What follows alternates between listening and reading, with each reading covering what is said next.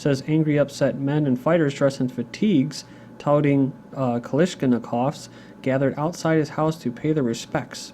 So a few wanted to talk to a Western reporter. So they were yelling, Ali Akbar, and God is greatest. God is greatest. And they're talking about the rebels here, fighting against the regime of Bashar al-Assad. They're taking part of the invasion and regime change that's being pushed by the West. The enemy is now the PKK, Kurdish militia, because they are Assad's dogs, he mutters, slumped in a plastic chair, waiting for a funeral procession to begin. When they kill us, we'll kill them. Said, we will punish them. I can't say now, but in the coming days you'll see. But on Monday, the Syrian Observatory for Human Rights said a Kurd tortured by rebels died after being captured near the northern village. There are reports right now of the Free Syrian terrorists sending reinforcements to the checkpoint where Hafar was killed. It says in areas where rebels have forced the regime out, there is a security vacuum where some of the fighters don't want democracy at all. They're just warlords who are taking advantage of the chaos. Well, I don't think any of them want democracy, right? So there's an abductor of Lebanese pilgrims in Syria killed by Kurdish rebels. So it says here, Abu Ibrahim, the abductor of a group of Lebanese pilgrims in Syria, has been killed during an attempt to storm a town in Aleppo's countryside. According to the TV station, Kurdish Popular Committees killed Ibrahim and 4 members of the group as they were trying to storm the town, Aleppo's countryside. So yeah, actually they abducted another Lebanese journalist on Saturday, so go figure that. And yeah, under house arrest, blah, blah, blah, blah, blah. So just like the one video that I showed where they were actually meeting Turkish army generals. So the Free Syrian Rebel Army terrorists are actually abducting journalists from Lebanon and handing them over to Turkey. So Syrian rebels in ceasefire talks with Kurdish militia. Rebel held Kurdish captive dies of torture. So that's what we were covering.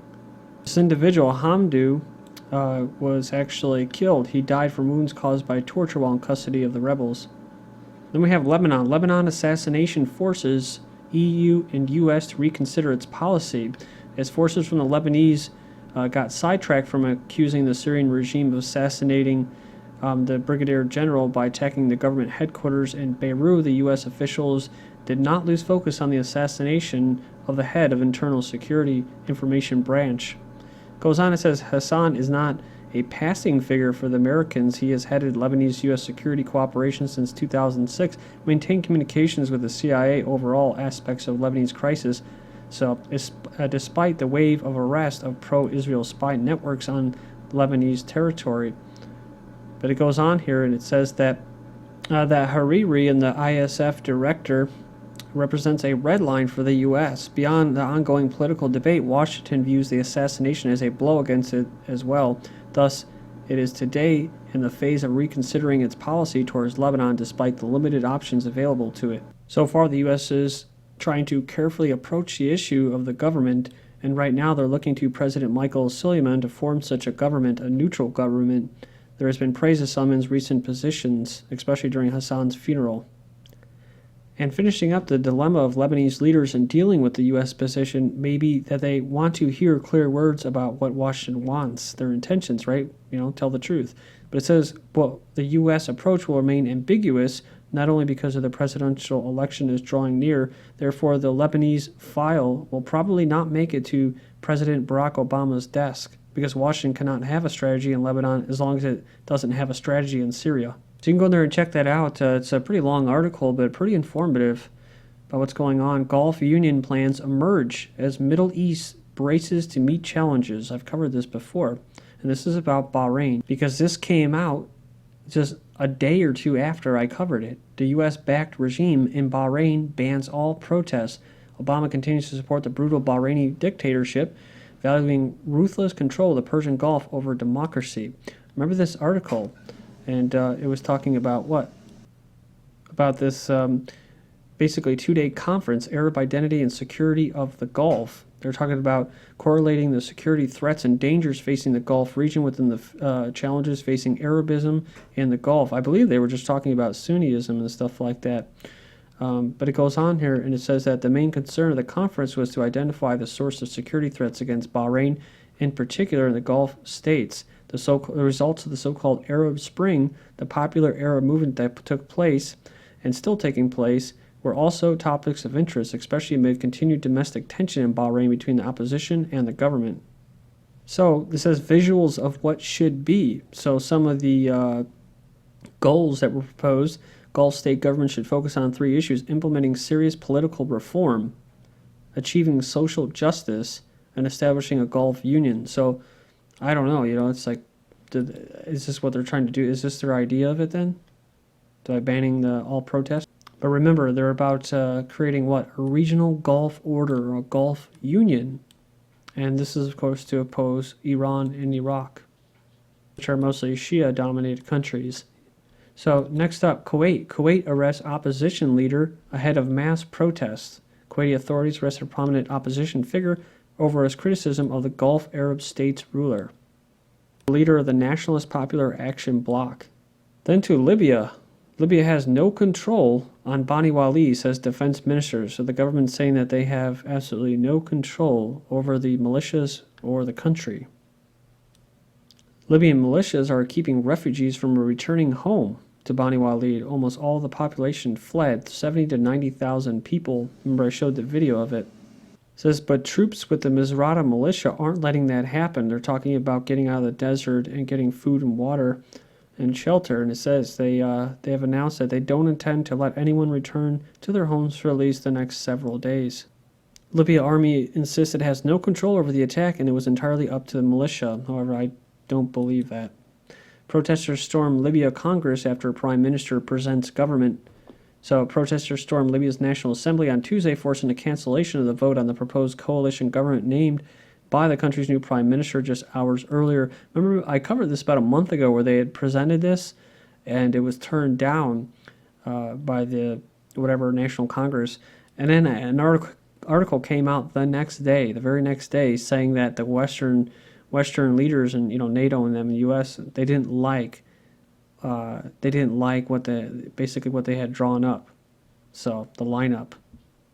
So then they went back to the drawing board and did it again, basically because it was not having enough Western influence or representation in the government. Taliban hit region seen as safest for Afghans. Can you believe that? Then we have Taliban leaders can run for Afghan president. So remember the U.S. wanting to sit down with talks with the Taliban.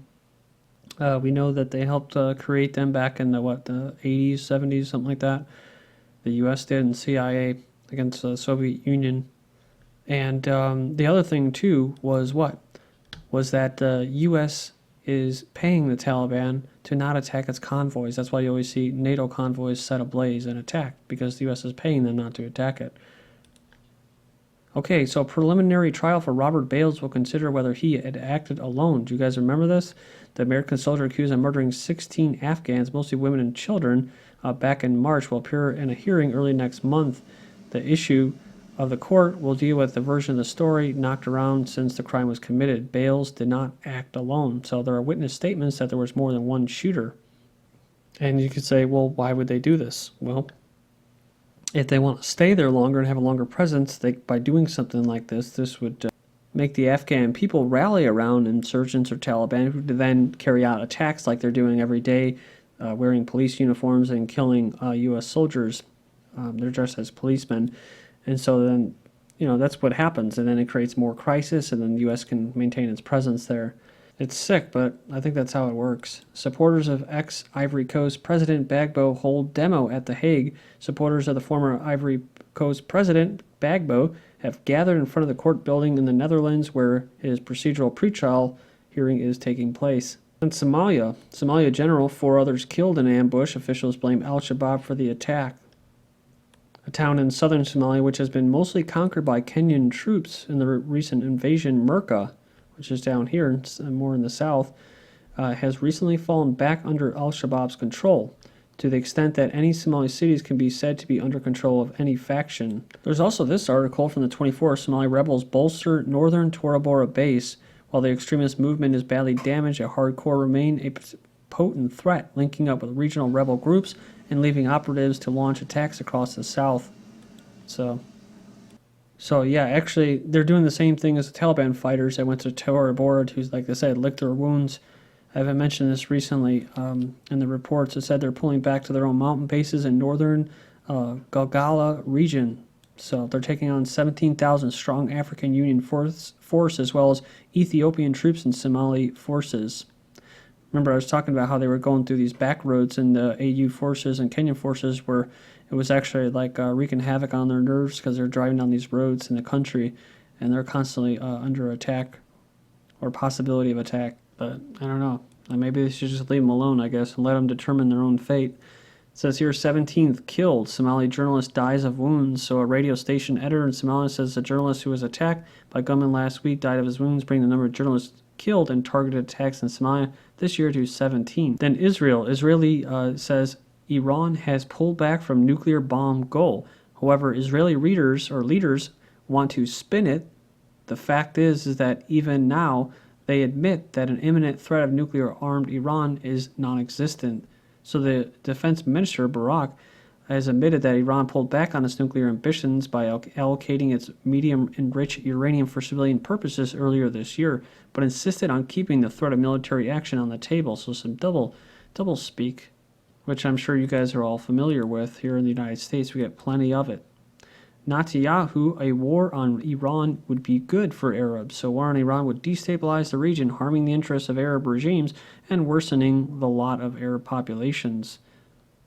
He said it would benefit their interests and that a feeling of relief would spread across the region immediately following an attack. The experts generally agree that such an attack would spark a regional war and embolden Iran and in fact motivate Tehran to build a nuclear weapon. I'm sorry if I mispronounce this word here. Rohingya Muslims face food, medicine crisis in Myanmar camps, says the United Nations. There's shortage of food, water, and medical help for the already overcrowded camps in western Myanmar, as a new wave of ethnic and sectarian violence has targeted the Muslims in that country. Say food prices in the area have doubled and there's not enough doctors to treat the sick and wounded. Then Suu Kyi,